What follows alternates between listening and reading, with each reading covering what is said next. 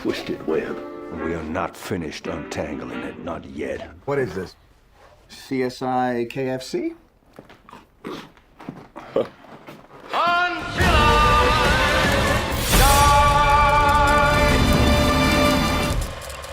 Alright, you're watching episode 8 of the Variant Verdict. Today's episode, Knives Out, no pun intended, from the same director as Star Wars Episode 8, Yep. The Last Jedi.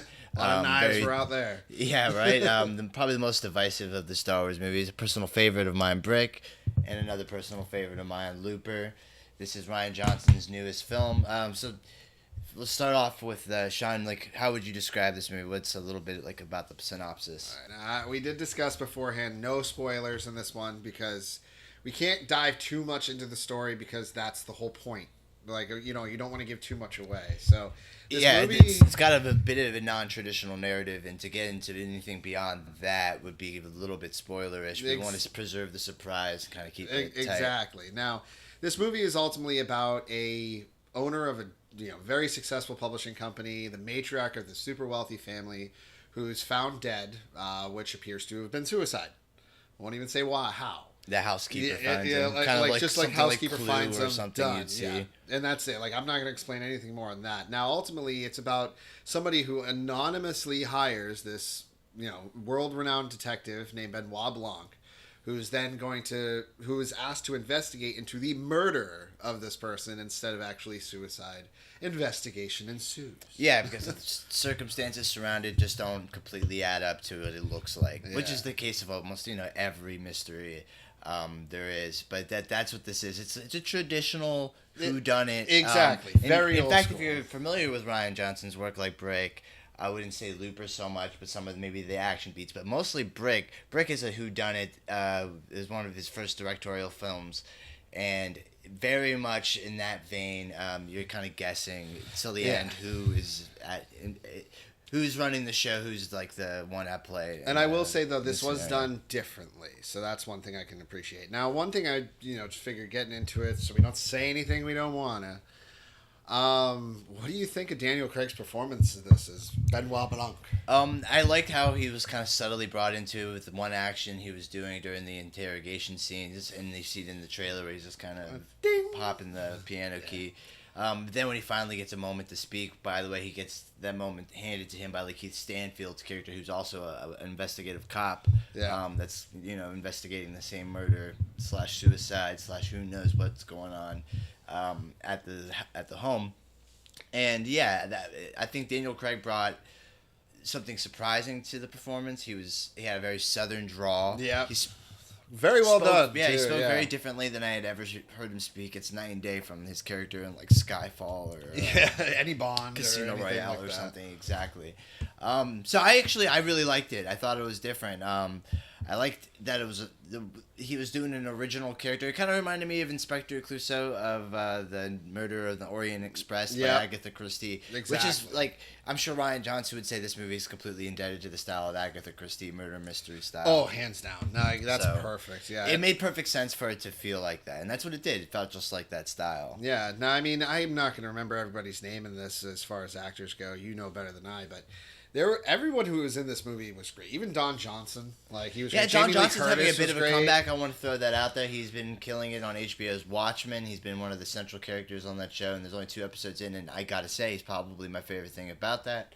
And that's the God honest truth. He's doing some good work on that show. Yeah. But besides that, I agree. Don Johnson was a surprising role in this. He played a member of the family. I don't want to get into too much about his character, but if you could imagine Don Johnson the way he's been playing characters now, he's got that sort of wittiness. He's kind of sly.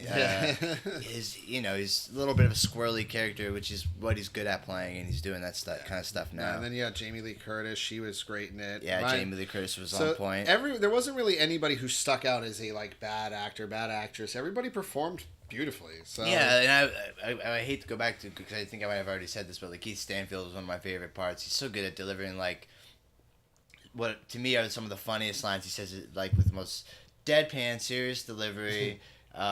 He's just a really good character actor. Seems like he's always getting into whatever role he's doing.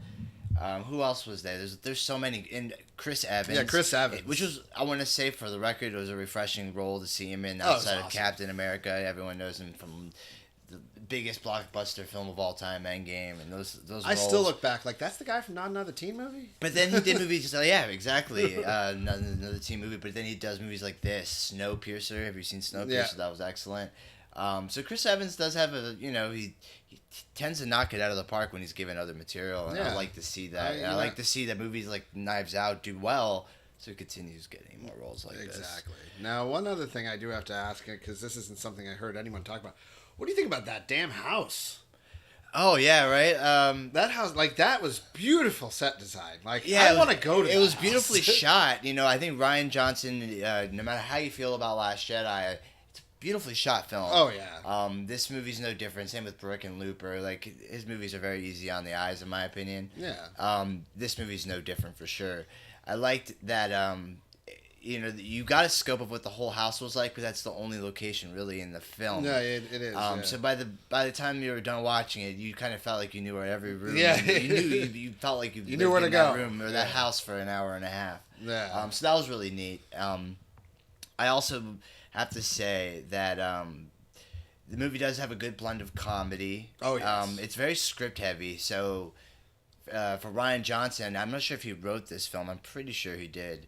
That it's written and directed by Rian Johnson, but it's a very witty script. A lot of each of the characters feels so fleshed out, very different from one another. If my only complaint would be that I wish I could spend more time with those characters individually. There's just such a packed cast. Toni Collette, I forgot about her for a moment there. Yeah. From Hereditary, she was excellent in this, and I think this movie's packed with actors that right now are blowing up bigger than ever, like Don Johnson, Toni Collette. Like Keith Stanfield, obviously Daniel Craig. No, absolutely. The current Bond. Now you have. And Jamie Lee Curtis. Let's not abso- forget she was also in Halloween 2018. So Rian Johnson seemed to have found like lightning in a bottle with this cast. I love it. Yeah, she felt more like a Scream Queens, kind of like Jamie Lee Curtis character, but at the same time, that was whatever. No, that was good. I think the thing is, people are going to be looking at this movie with a bigger microscope over it, seeing as it's the follow-up to Last Jedi. And I feel like that's a love it or hate it kind of situation. Now, I don't know where you lay on the fence on this one, but I'm going to go ahead and say I'm on the side of, I'm an apologist for this. I like The Last Jedi an awful lot. There's a couple decisions that were that's a completely different video discussion. But at the end of the day, I'm an apologist for it, and I do like The Last Jedi a lot. You're trying to get me in trouble here now. You're trying to get me you're trying to get me to come No, out I have to ask to you pick this this because side. For me, I was looking into this movie as saying like, oh man, how's he gonna follow that up? He's playing in his own sandbox again. No longer is he in Lucas's sandbox. But even in Lucas's sandbox, it's one of my favorite Star Wars films in the canon. No, yeah. Now here's the thing. I get people hate it, like it. That just seems like a war of Star Wars over this goddamn movie. I like it. I do. I mean, I don't really consider it a bad movie because I honestly have the opinion that it's not my movie. I didn't write it. I didn't make it. And I've never have. So since growing up, it's not like I had these movies and then they made these movies the way I wanted them.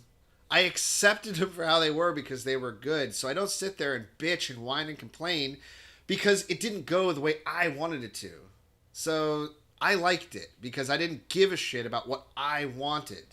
And I'll give you this. I walked into this movie and every single one of my predictions were completely dead. Like, none of them happened. Yeah, I think that's caused so much controversy about Rian Johnson's Last Jedi. It's just how much audience expectations were subverted by the decisions that he made when he made this movie. Yeah. So I think there's a couple questions that you ask yourself when a movie like Knives Out comes out.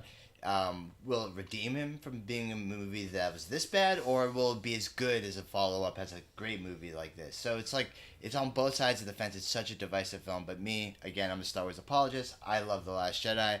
I love Knives Out. I love Looper. I love Brick. I'm a Rian Johnson apologist. I don't care. I think he's good.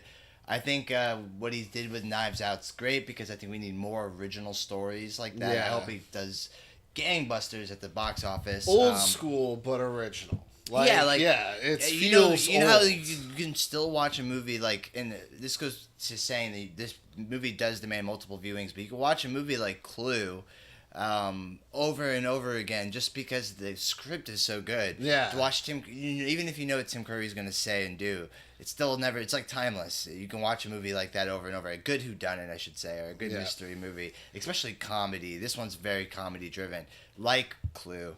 So that's where I think its bread and butter lies. It'll be looked at in the future as a movie that we can rewatch.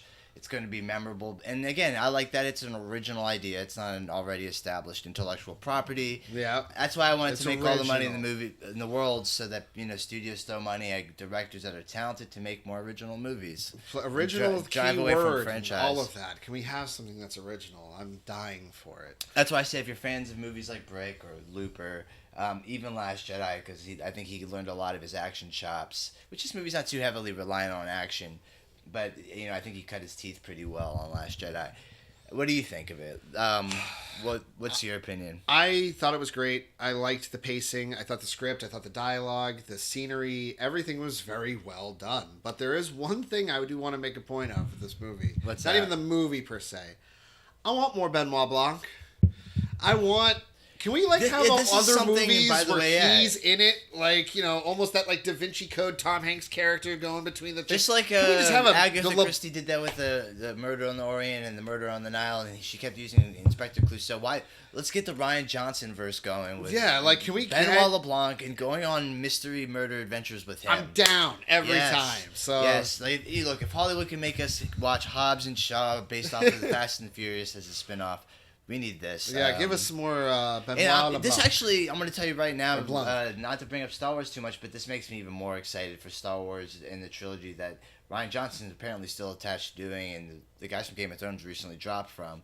Yeah. The fact that Johnson's still attached to it got me still excited because I like Last Jedi, I like this movie. He seems to be putting out some fire movies, like really good stuff. Yeah, so obviously you give your recommendation to it, I give my recommendation to it, absolutely. So that I would say that goes ahead and wraps up this week's episode. So yeah, this movie comes out this Friday. Yes, go see it in theaters. It's probably the best thing that's going to be playing for the next couple weeks if I had to look. It's definitely worth your time. No, absolutely. And yeah, subscribe, comment, share, let everybody know what we thought. Let us know what you thought. Definitely. And thanks for watching. Have a good one.